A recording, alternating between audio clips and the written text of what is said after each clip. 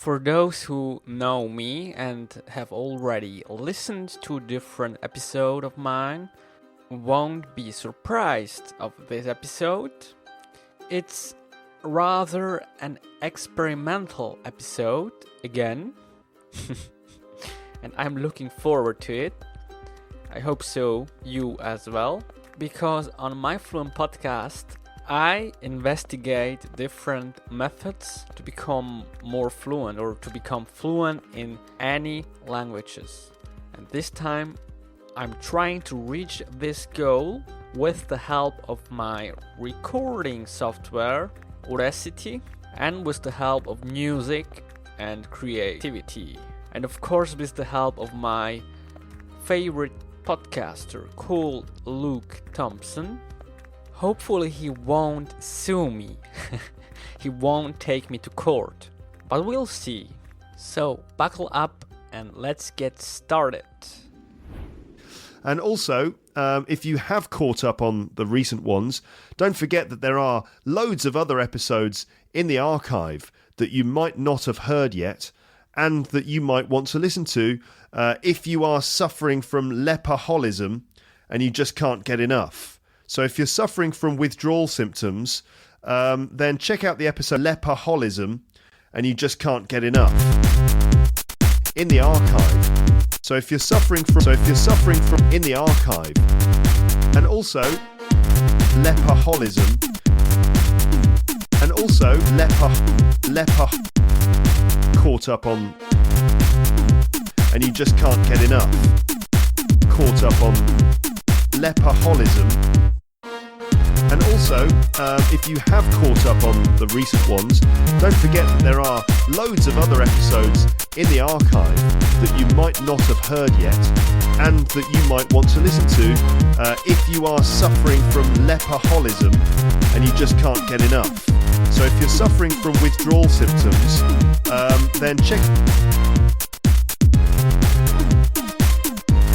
in the archive. In the archive.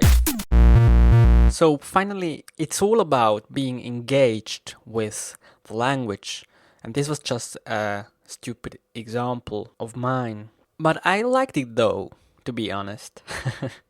And above all, I had really fun. But I think it works. You could put, for example, specific phrasal verbs into a song and then listen and re-listen to the song in order to make it stick better. And why not be creative in the learning process? So basically what you could take away from this episode are the following things. So first off, don't take it too seriously. Even though you want to become fluent in any language, you can do it in a funny way. You can take your time. Don't try to become fluent in 3 months. Well, of course you can if you really want, but be aware that you set yourself smart goals. And this method actually could be considered as an enhanced version of the shadowing method, if any of you have ever heard of it. In a nutshell, shadowing is just mimic another person to improve in your target language. Well, alright. Well, this enhanced version requires at least a little bit of IT knowledge.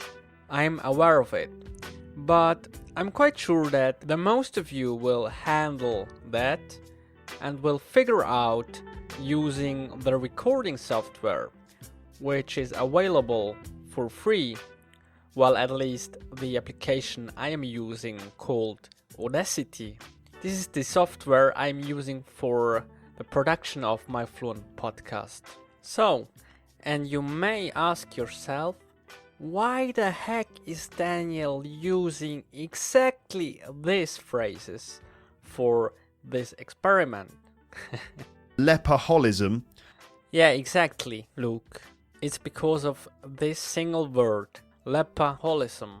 I came across this fantastic word that Luke Thompson created. And I got intrigued. And I'm gonna tell you what it means. Well, actually it's a Neologism. Well, probably it could become a neologism one day. A neologism is, according to Wikipedia, a relatively recent or isolated term, word or phrase that may be in the process of entering common use, but that has not yet been fully accepted into mainstream language. While an Lapaholism consists of two parts. First off, the first three letters, LEP, and that stands for Luke's English Podcast. And normally on his podcast, when he talks about his listeners, he uses the term a lapster. And even in the forum, all the listeners use this term. I find this kind of funny.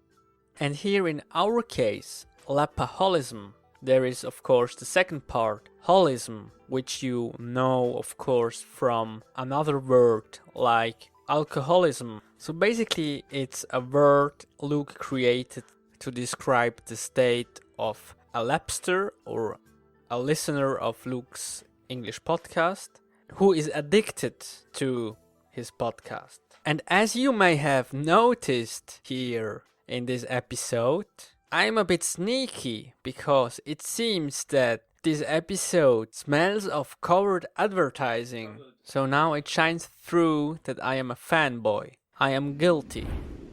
I hope you could learn something. At least I could. Now I know what a neologism is, and I know to pronounce in the archive. And probably you will switch in or turn in again here on my journey, on my Fluent podcast, because probably you can't get enough. Well, I hope so, at least, and I would be very glad. And also, if you have caught up on the recent ones, don't forget that there are loads of other episodes in the archive that you might not have heard yet, and that you might want to listen to if you are suffering from Lapaholism and you just can't get enough. Well, I guess I need more practice.